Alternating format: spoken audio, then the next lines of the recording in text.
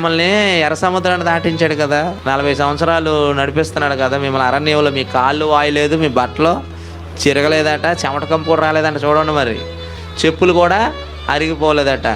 అంత టెక్నాలజీ ఆ రోజే ఇశ్రాయేలుని కాపాడితే ఇంక ఎంత బాగా దేవునికి రుణపడి ఉండాలి వీళ్ళు. కానీ కాస్తంత కూడా దేవుని మీద ప్రేమ లేదు, అభిమానం లేదు, భయం లేదు, కృతజ్ఞత కూడా లేదు. ఎవరికి?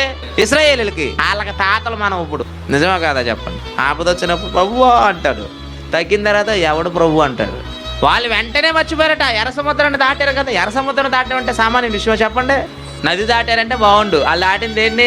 ఒక అంచు మీద నుండి ఇంకొక అంచు కనపడదు మనకి సముద్రం. అవునా? ఇక్కడ ఈ తీరం నిలబడ్డాం అనుకో, అవతల తీరం కూడా మనకే కనపడుతుంది. నదానికి యువతల వైపు నిలబడ్డాను, అవతల వైపు కనపడుతుంది. చెరువు యువతల వైపు నిలబడితే అవతల వైపు కనపడుతుంది. చెరువు దాటించాడు, నది దాటించాడంటే అది చిన్న విషయం. సముద్రం దాటించాడంటే అది చిన్న విషయమా పెద్ద విషయమా? చాలా పెద్ద విషయం. అసలు జీవితంలో మర్చిపోవచ్చా? నువ్వు రోడ్డు మీద నడుచుకుంటూ వెళ్తున్నావు, నీ మీదకి బస్సోడు దగ్గరకు వచ్చి అలా తిప్పాడు అనుకోండి, నువ్వు ఉంటావా? భయంతో ఎంతమంది చెప్తావు? నేను మరలా చచ్చి బ్రతికాను. జీవితకాలం గుర్తుపెట్టుకుంటావు లేదా సంఘటన? ఏంటో ఒక బస్సు మీదకి వచ్చి పక్కకి వెళ్ళిపోయినందుకు నువ్వు గుర్తుపెట్టుకుంటే, మరి ఎర్ర సముద్రంలో నిన్ను ముంచకుండా నడిపించాడు కదా. నడిపించినప్పుడు దేవునికి ఎంత భయం కలిగి, ఎంత జాగ్రత్త కలిగి, ఎంత కృతజ్ఞత కలిగి బ్రతకాలి. కానీ ఇశ్రాయేలు అట అంటే సముద్రం దాటారంట, వెంటనే ఏం చేశారట? మర్చిపోయారంట. భోజనాలు పెట్టారంట, తిన్నారంట, వెంటనే ఏం చేశారట? మర్చిపోయారంట. అంటే మర్చిపోవడంలో నెంబర్ 1 క్యాండిడేట్లు వాళ్ళు. మర్చిపోవడంలో ఆలమించిన క్యాండిడేట్లు మనం. మర్చిపోతాం.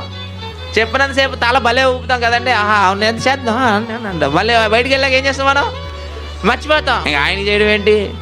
మరి మనకు ఆయన ఎన్ని చేశాడు? ఆయన కూడా వీడికి ఈ పూట ఆయుష్ ఇవ్వడం ఎక్కువ అనుకున్నాడు అనుకోండి, రెండో పూట మనం ఉంటావా? చెప్పండి. నిజంగా మనం ఈ రోజు ఇలా బ్రతుకుతున్నా ఉంటే దేవుని దయ కాదంటారా? చెప్పండి. మారణ వాళ్ళను కూడా బ్రతికిస్తున్నాడండి దేవుడు. ఎంత ఉత్తముడండి, చాలా ఉత్తముడండి. నా సన్నిధికి రాపోయిన సార్లు మరొక వారం ఇద్దామని ఆయన అవకాశం ఇస్తా. నీళ్ళు ఎలా మారిపోయారంటే, నేను ఎక్కడికి వెళ్ళను, ఇంటిగా లైవ్ కూడా చూడను, నేను ఎక్కడికి వెళ్ళను, నా ఇష్టం, ఊరి మీద పడి తిరుగుతూనే ఉన్నాం అనుకోండి. ఒకరోజు తిరగలేకుండా ఏం చేస్తాడు? శుభ్రంగా సమాచారం చేస్తాడు.